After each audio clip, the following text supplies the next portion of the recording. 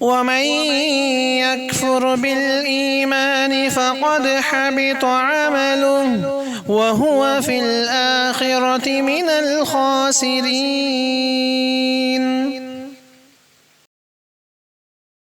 السلام علیکم ورحمۃ اللہ وبرکاتہ.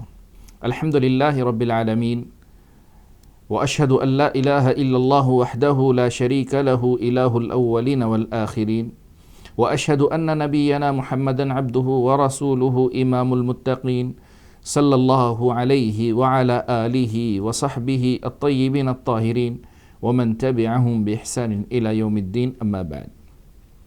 سامعین اکرام، شرک اکبر کی کئی قسمیں ہیں.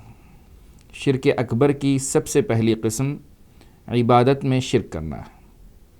اللہ کے ساتھ عبادت میں، دعا میں کسی اور کو شریک ٹھہرانا، یہ شرک اکبر کی پہلی قسم ہے، کیونکہ دعا یہی اصل عبادت ہے. ویسے تو انسان زبان حال سے نماز پڑھتا ہے، روزے رکھتا ہے، زکوٰۃ دیتا ہے، یہ سب حقیقی معنوں میں عبادتیں ہیں، لیکن جو زبان قال سے یعنی اپنی گفتگو سے عبادت کرتا ہے وہ دعا ہے. جیسے کہے اللہم اغفر لی، اے اللہ تو میری مغفرت فرما، اللہم اغفر لنا وارحمنا، اے اللہ تو ہماری بخشش فرما، ہم پہ رحم فرما. یہ زبان قال سے ہے، اور یہ صرف اللہ کے لیے خالص ہونا ضروری ہے، کیونکہ دعا ہی اصل عبادت ہے، عبادت کا مغز ہے. آپ صلی اللہ علیہ وسلم نے فرمایا الدعاء هو العبادہ، دعا ہی اصل عبادت ہے. دعا میں کسی کو شریک ٹھہرانا یہ شرک اکبر ہے. اس کی دلیل سورۃ العنکبوت کی آیت نمبر 65 ہے، 65. اللہ رب العزت نے فرمایا بسم اللہ الرحمن الرحیم فَإِذَا رَكِبُوا فِي الْفُلْكِ دَعَوُا اللَّهَ مُخْلِصِينَ لَهُ الدِّينَ فَلَمَّا نَجَّاهُمْ إِلَى الْبَرِّ إِذَا هُمْ يُشْرِكُونَ.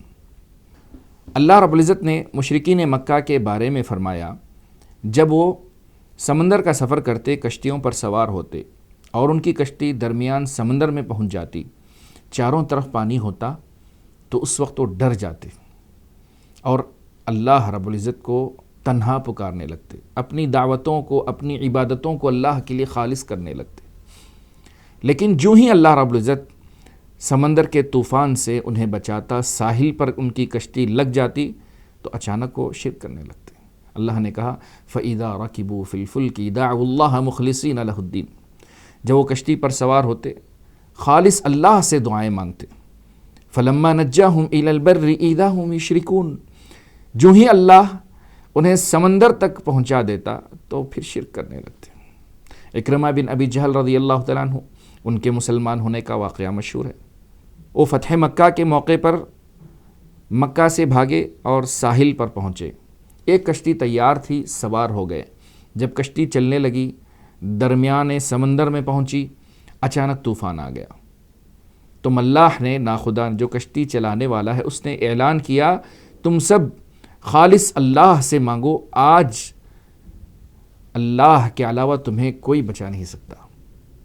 تو اس وقت اکرمہ بن ابی جہل نے کہا یہ ملاح جو بات کہہ رہا ہے ہو بہو یہی بات رسول اللہ صلی اللہ علیہ وسلم بھی کہتے ہیں. اگر سمندر کی گہرائی میں اللہ کے علاوہ کوئی نہیں بچا سکتا تو پھر خشکی پر بھی اللہ کے علاوہ کوئی نہیں بچا سکتا. یقیناً محمد صلی اللہ علیہ وسلم کی بات سچی ہے. دعا کی اے اللہ اگر تو نے آج مجھے نجات دے دی تو میں سیدھے محمد صلی اللہ علیہ وسلم کے پاس جا کر مسلمان ہو جاؤں گا. اور اللہ نے نجات دی اور وہ مسلمان ہو گئے. سبحان اللہ. اللہ کی کتنی نعمتیں ہیں جس کو ہم دیکھ کر نظر انداز کر دیتے ہیں. اللہ کی کتنی بڑی بڑی نشانیاں ہیں جنہیں دیکھ کر ہم غور و فکر نہیں کرتے. بس اللہ ہمیں ایسے سمجھنے والا دل دے، ایسی سمجھنے والی نگاہیں عطا فرمائے. آمین یا رب العالمین. لہذا دعا میں شرک یہ عظیم شرک ہے، شرک اکبر ہے. اللہ کے علاوہ کسی اور کو نہیں پکارنا چاہیے. محمد بن عبد الوہاب رحمہ اللہ نے اپنی دوسری کتاب میں القواعد الاربعہ میں بتایا کہ آج کے مشرکین پہلے کے رسول صلی اللہ علیہ وسلم کے زمانے کے مشرکین سے زیادہ بدتر ہیں. وہ کیوں؟ پہلے کے مشرکین جب خشکی پر ہوتے تو اللہ کی نافرمانی کرتے، شرک کرتے، لیکن جب سمندر پر جاتے تو توحید بجا لاتے. آج کے مشرک خوشی میں بھی اور غم میں بھی، تنگ دستی میں بھی، خوشحالی میں بھی شرک کرتے ہیں تو بدتر نہیں ہوئے؟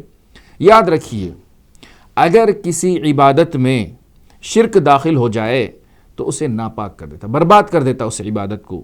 ٹھیک اسی طرح جب پاکی میں گندگی داخل ہو جائے تو اس پاکی، اس طہارت کو گندا کر دیتی ہے، اسی طرح عبادت میں اگر شرک داخل ہو جائے تو اس عبادت کو گندا کر دیتا ہے۔